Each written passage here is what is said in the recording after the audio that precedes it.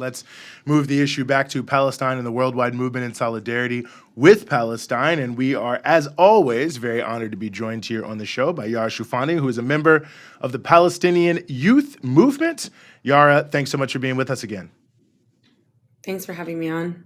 Well, great to have you on here. I mean, a lot we could talk about and a lot to say. I mean, obviously, the genocide is ongoing and continues unabated here, assisted by the United States and many countries around the world. But, last time we had you on, it was not that long before the People's Conference for Palestine, which took place this past weekend in Detroit and was addressing exactly this issue, how to continue to develop the foundations and the broader movement in solidarity with Palestine. So maybe let's just start there. How did it go, and what do you think are some of the important aspects of what took place there for this ongoing struggle against genocide?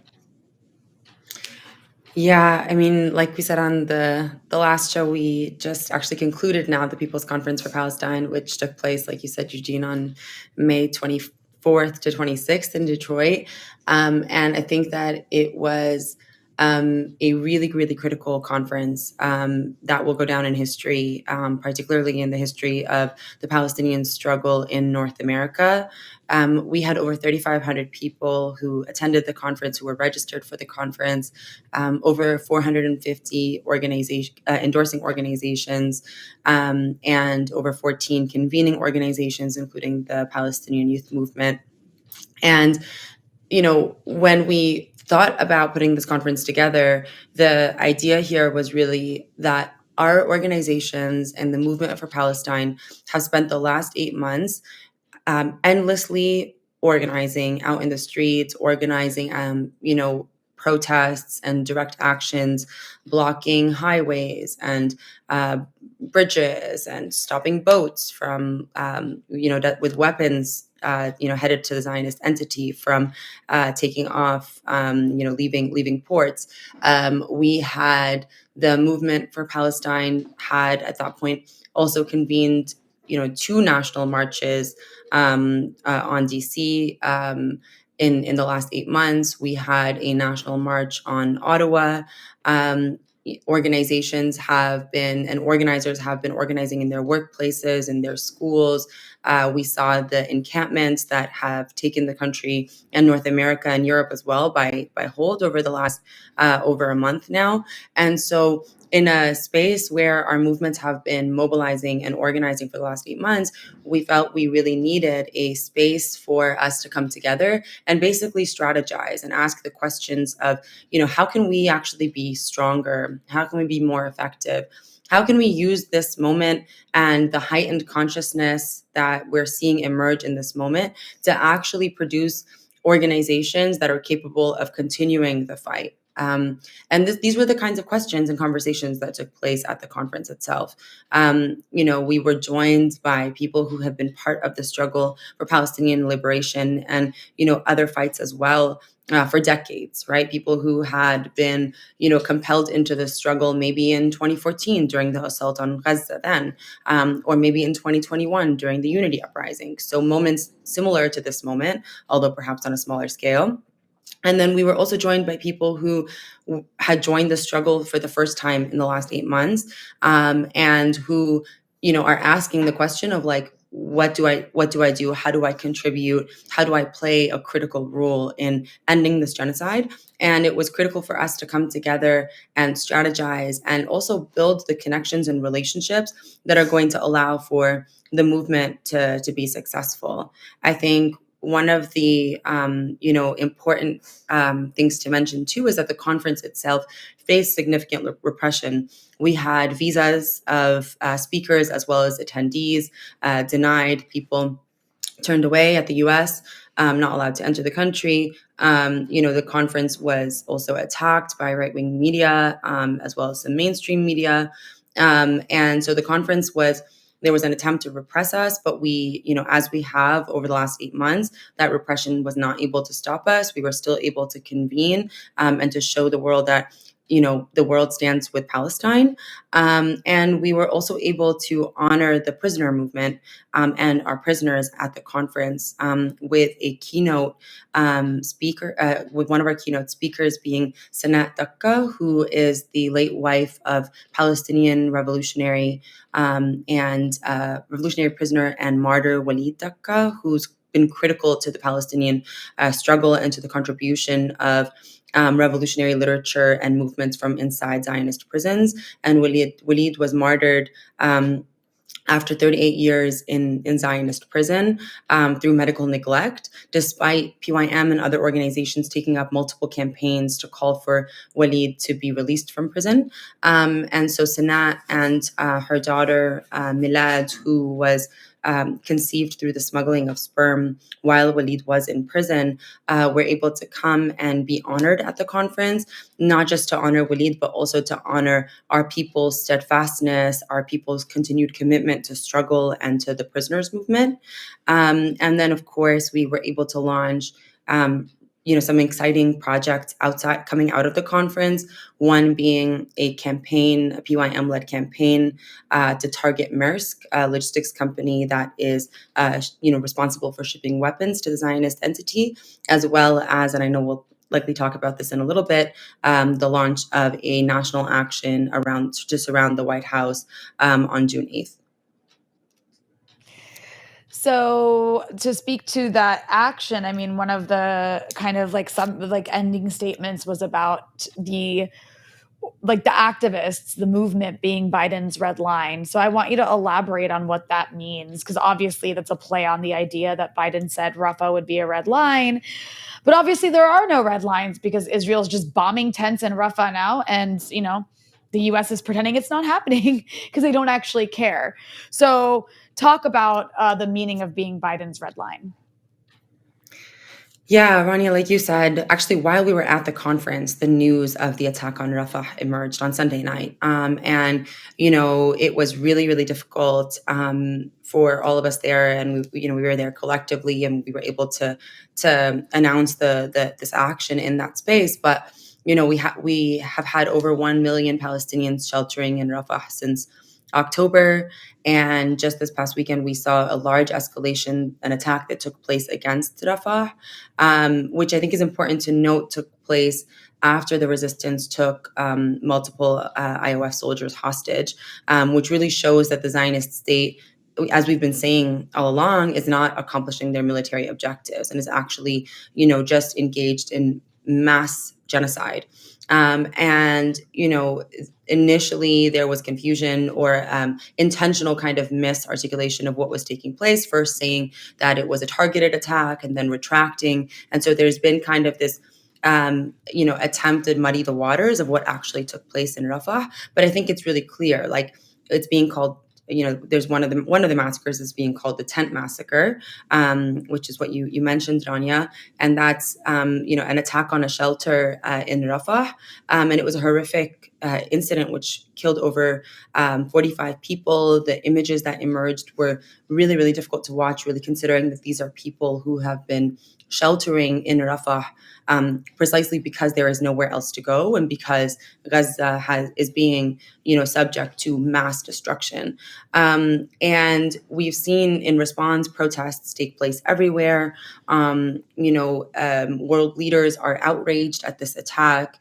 In Mexico, I think just yesterday we saw protesters setting fire to the Zionist embassy. And so it's clear that the world is outraged at this attack. And while the world is outraged at this attack, we see the United States essentially walking back all of its rhetoric around Rafah being a red line and effectively providing cover for this attack, which is what the United States has done for all of the Zionist entities' massacres since October and, of course, prior, not only providing cover, but even continuing to send the weapons that are fueling these massacres.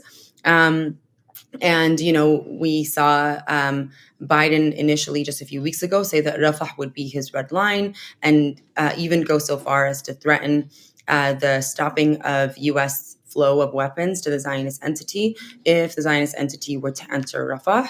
And of course, that red line is nowhere to be found now that a massacre, multiple massacres have taken place, aggressions towards Rafah have taken place. And what we're seeing is now the Biden administration walking its language back, initially avoiding the question of where is this red line, and then now saying that it was a limited operation, not an all-out assault, and therefore it doesn't cross its red line. This should be no surprise to us. We have seen over the last 8 months that the U.S., I would say government, but really the U.S. regime is fully backing and orchestrating this genocide, that there has been no red lines up until now, that they have delegitimized even, for example, the ICJ and the ICC, two international institutions that the U.S. was, using just a year ago in order to support its position against Russia with regards to Ukraine. And so now it's delegitimizing these very international institutions in order to protect the Zionist entity. And so it's clear that the US state and American imperialism are objectively not interested in the will of the people and the will of the positions of the masses. And so we have decided on June 8th that the people will be the red line, basically asserting what we've been asserting thus far, which is that it doesn't even matter who's in the White House, that this is a administration and a government that supports and will continue to support genocide. And it is only through organizing and mobilizing the people that we will be able to exert pressure to end this genocide. And that's where the language of the People's Red Line is coming from, that we will convene in Washington on June 8th. And now this call has actually been internationalized. There will be actions across the world on June 8th in support of the People's Red Line. And we will be convening a national march which will surround the White House, forming a People's Red Line around the White House. We know that the pressure that we are putting on the U.S. administration is effective. We know that it is creating ruptures and tensions and fissures between the U.S. administration and the Zionist entity. And that's also happening at a moment where, military escalations are taking place in the West Bank. We are seeing, of course, raids on places like Jenin and Tulkarem and Nablus. We're also seeing the continued, controlled escalations from South Lebanon. And so there is this large kind of, whether it be both on the level of resistance taking place within the Middle East, as well as the mass movement that's being built across the world. There's all kinds of constraints that are critical, that are offering critical, or that are creating critical pressure on the Zionist entity and on the United States. And for us here in North America, our responsibility is to exert as much pressure on the United States and Canada and Europe in order to put an end to this genocide as a critical first step on the long struggle or the long path of freeing Palestine. Yeah, well, you stole my next question there, which was to ask how you respond to people who are saying, why are we protesting and continuing to protest? But I think that you put that very concretely there towards the end about what's possible and what we can generate and why these different pieces are important. And I guess maybe just to advance the ball a little bit, I also want to address something that you yourself spoke to in the context of the conference, which is the importance of building enduring organizations. I mean, this is, of course, a moment in the very long Palestinian struggle for resistance that's going on for over 100 years. We don't know what happens, but there's probably some struggling that will be left to be done, even in the wake of this particular moment in the conflict. So I wonder how you relate to this issue, the importance of not just being out in the context of seeing terrible things like what we're seeing in Rafah, but the importance of building sort of organizations that can endure over a long haul. Yeah, I think this is a critical question because we've also seen in the last 8 months a combination of two things. On the one side, a lot of excitement and conviction around building political organizations, joining political organizations, people attending rallies for the first time, being moved by the injustice that they're seeing, and now, wanting to commit their life to revolutionary struggle. And then, of course, we've seen kind of the despair that comes with witnessing a genocide for 8 months take place, of people asking, are mass mobilizations making a difference? What is the point of joining political organizations? And I think that in this moment, and this was one of the goals of the conference, actually, we need to look to Palestinian history and also to revolutionary history in general to see and understand the role political organizations play. Moments like this change the world forever, also because they move people into struggle and political struggle. Just like in 2014, like many of the Palestinian organizers that we see today playing a critical role in the movement were moved by what took place in 2014 and committed themselves to organization and to revolutionary struggle for the last decade. And this moment is creating, thousands of revolutionaries who are basically coming to political organizations saying, I'm ready to commit my life to revolutionary struggle. And this is what the Palestinian struggle has always been about. I mean, Palestinians have been waging a national liberation struggle for over 100 years, dating back even before the Nakba.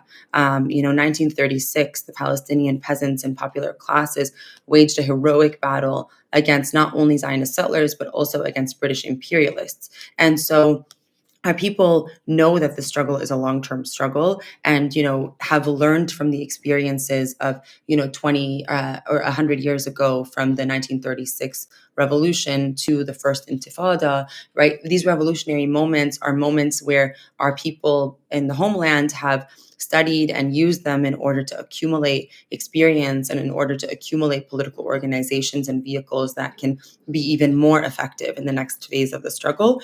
And we have a responsibility here to do something similar, which is basically to take part in political organizations and build political organizations that are capable of carrying the struggle forward, because we are committed to this long battle ahead, even if it takes another 100 years for the task of Palestinian national liberation to be achieved.